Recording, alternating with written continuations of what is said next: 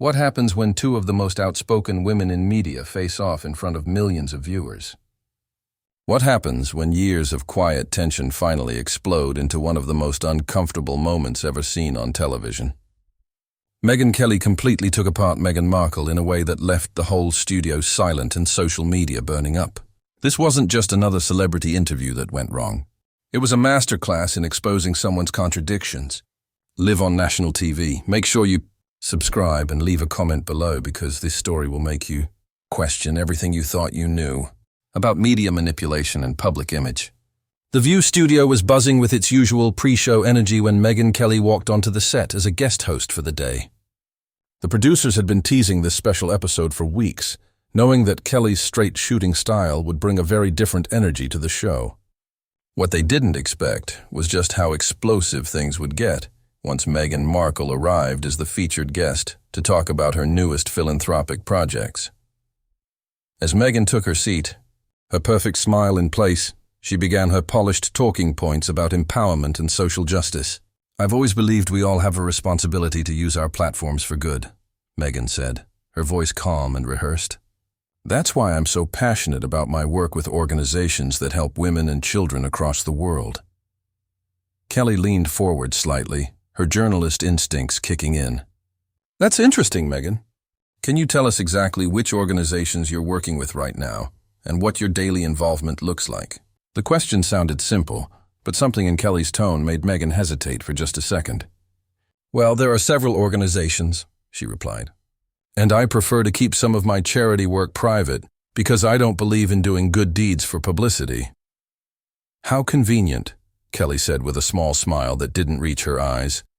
"So you're here on national television to talk about your charity work, but you can't name any of the charities or explain what you actually do because you don't want publicity for doing good." The other host shifted uncomfortably. Joy Behar tried to lighten the mood with a joke, but Kelly wasn't done. She had clearly prepared for this. "Let me help you out," Kelly continued, reaching for a folder beside her chair. "I did a bit of research before today's show because I think our viewers deserve details when public figures talk about their charity work. According to public records, the Archewell Foundation, which you and Harry founded, has some very interesting financial disclosures." Megyn's polished expression started to crack slightly.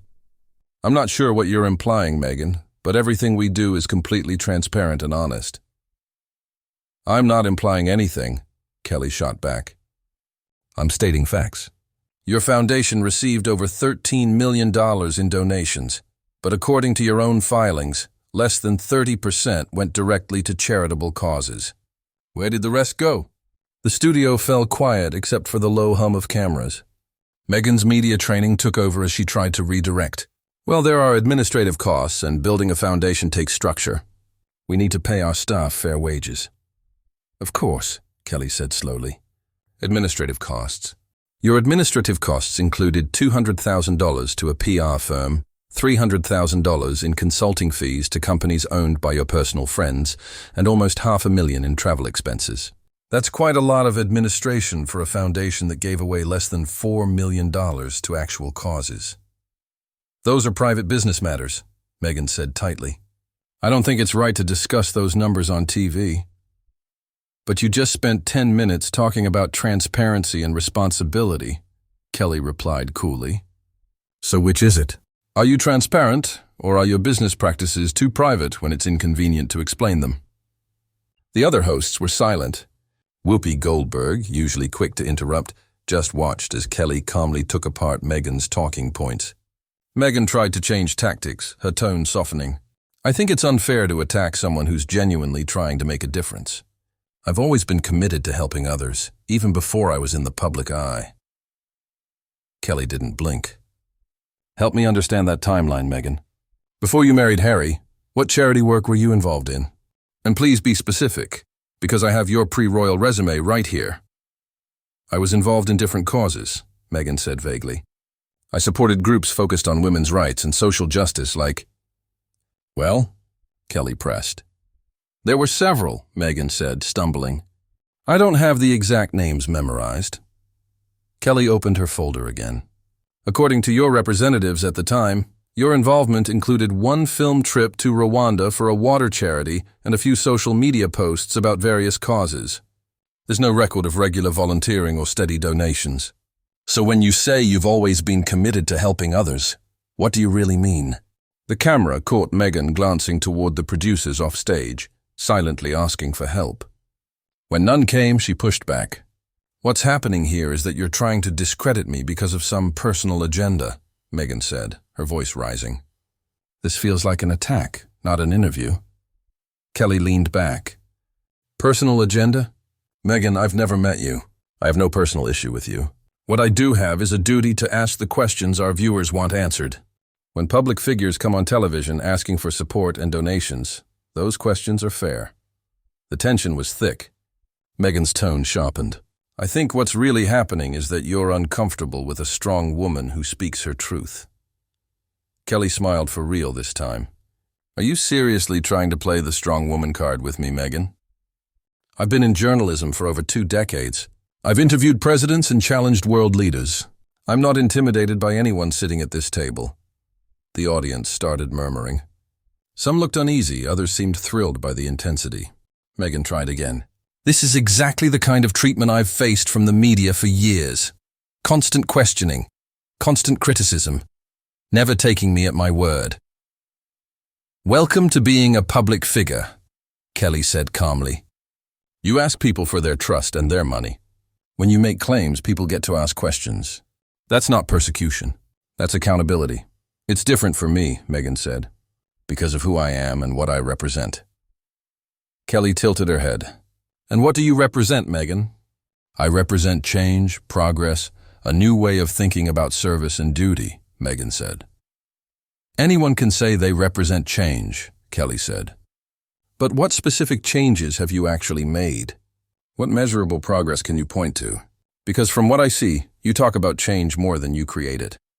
Joy Behar finally spoke up. Meghan, don't you think you're being a little harsh? Kelly turned to Joy. Joy, if someone came on this show saying they were a doctor but couldn't explain basic medical facts, would it be harsh to question them? Meghan has built her image as an activist and philanthropist, but when asked for details, she can't give them. Whoopi jumped in. But Meghan has been open about her experiences and her desire to help others. Being open about your experiences isn't the same as being effective, Kelly replied. Oprah has been open about hers, but she also built schools and created scholarships that changed lives. Ellen donated millions of dollars to real causes. What has Meghan done beyond giving speeches? Meghan's cheeks were flushed now. I don't think I should have to prove myself to someone who's already decided what they think of me. I haven't decided anything, Kelly said firmly. That's why I'm asking questions. Every time I ask for details, you deflect or accuse me of bias. If you've made real impact, tell us. Show us. Meghan hesitated, looking down before saying quietly, I've raised awareness about important issues. I've given a voice to people who didn't have one. Kelly nodded. Okay, name one issue that wasn't being discussed until you raised it. There are many, Meghan said. Just one, Kelly pressed. The silence stretched painfully long. Meghan opened her mouth, then stopped. The audience leaned forward. Finally, she said, Mental health. I brought attention to mental health. Kelly sighed softly. Mental health was already a huge topic long before you spoke about it. Princess Diana talked about it decades ago. Prince William and Harry started mental health campaigns before you joined the family. Countless celebrities spoke about it before you did. So what exactly did you bring that was new? Meghan's composure cracked. I don't have to sit here and be interrogated like a criminal. I came here to talk about my work, not to be attacked. There it is, Kelly said calmly. When you can't answer questions, you attack the person asking them.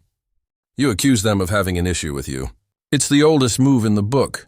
Sonny Hostin tried to step in. Maybe we should change the topic. No, Kelly said. Because this is the problem. Every time someone asks Meghan real questions, people rush to protect her. That doesn't help her. It just shields her from accountability. Meghan stood up. I don't have to take this. Actually, you do, Kelly said evenly. You agreed to this interview. You accepted the platform. And the people who donate to your foundation deserve answers. My impact can't always be measured in numbers, Megyn said. Sometimes it's about inspiring people, changing hearts and minds.